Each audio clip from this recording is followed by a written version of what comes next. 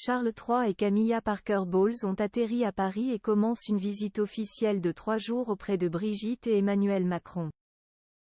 Le roi et le président français vont s'entretenir sur les enjeux environnementaux.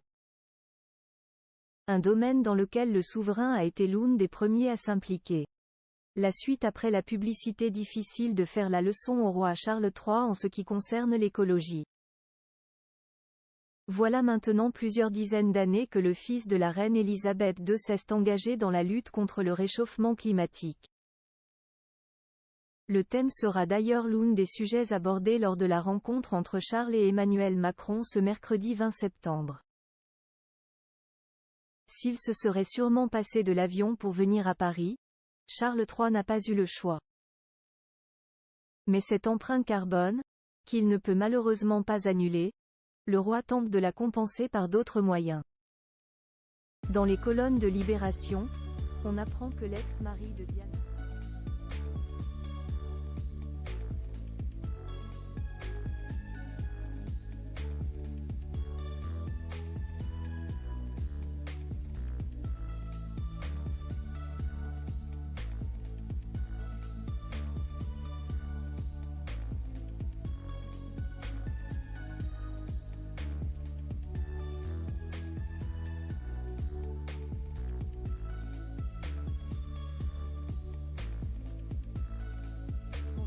pour l'agriculture écologique grâce à un champ de fleurs sauvages.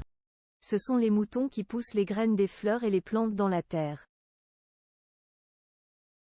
En les piétinant, en broutant l'herbe, ils la tondent naturellement. C'est du jardinage organique, explique Rosie Alderton, l'une de ses employées. Un véritable business. Toutes ces initiatives, Charles III les a menées jusqu'au bout.